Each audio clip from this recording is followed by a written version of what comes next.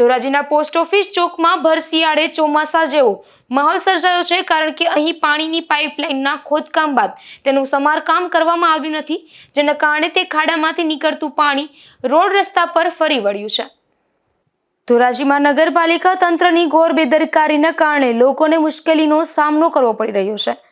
વાત કરીએ main post office ચોકની, તો ત્યાં ઘણા સમય પહેલા નગરપાલિકાની પીવાની લાઈન લીકેજ થઈ હતી, જેના કારણે સમારકામ માટે નગરપાલિકાના નાગરિકો દ્વારા મસ્ત મોટો ખાડો ખોદવામાં આવ્યો હતો અને આ ખાડાને બુરવામાં આવ્યો નથી।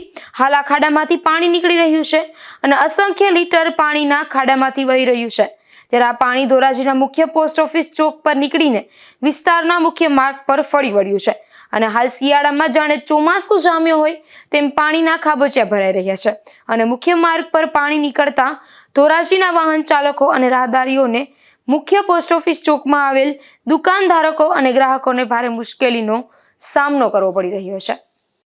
મારું નામ ધર્મેશ રાજ્યગુરુ, એક સામાજિક કાર્યકર। ધોરાજી પોસ્ટ ઓફિસ ચોક એટલે સારામાં સારો એરિયા કે વાદસમો વિસ્તાર કહેવાય। ત્યાંથી બહુ લોકોની અવરજવર હોય છે।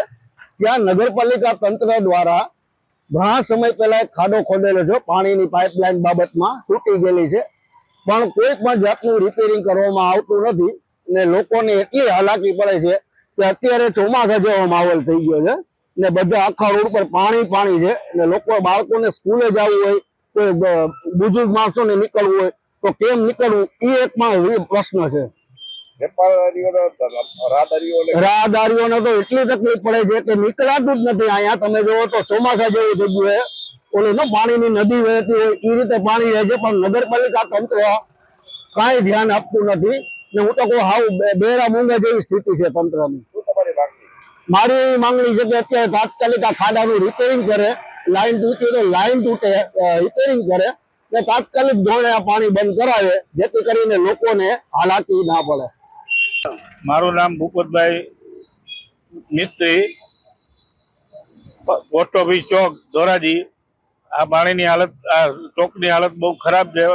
રોડ ડામર સિમેન્ટ રોડના કામ થયા છે, એમાં પાણીની પ્રોબ્લેમ ગમે આ ખાડા કરે છે સુધરાઈ, અને પાણીનો પ્રોબ્લેમ મોટે પાયે પાણી છલકાઈ નીકળે છે। આવક જાવકમાં પબ્લિકને તકલીફ પડે છે અને કોઈ પણ જાતનું વ્યવસ્થા કરતા નથી। જવાબદાર વ્યક્તિઓને આમાં ધ્યાન દેવું જરૂરી છે। વ્યવસ્થા કમ્પ્લીટ કરે અને કંઈક માણસોને તકલીફ ન પડે એવી વ્યવસ્થા કરે। ચેતનભાઈ, મારું નામ ચેતનભાઈ મંજીભાઈ જોલિયા, જમના રોડ ઉપર જ રહું છું। મારું તો એવું જ કેવું છે સાહેબ કે હવે જો આ તંત્ર જાગે તો સારું। અત્યાર સુધી જ્યાં જ્યાં લોકોએ રોડ રસ્તાના કામ કર્યા છે ત્યાં આ લોકો કોઈ પણ જાતનું ખાડા ખોદ્યા પછી જે કઈ રિપેરિંગ કામ કરશે એ કરતા જ નથી આ લોકો। જ્યાં ત્યાં બધે પાણી બધું ભરાય છે। હવે જો તંત્ર જાગે તો સારું।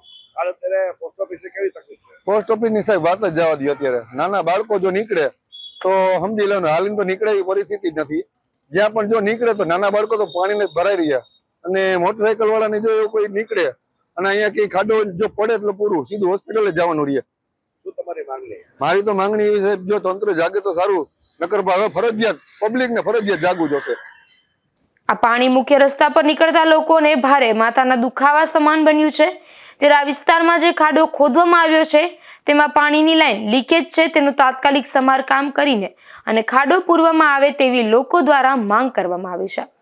વિમલ સોંદરવા, ગુજરાત ન્યૂઝ, ધોરાજી।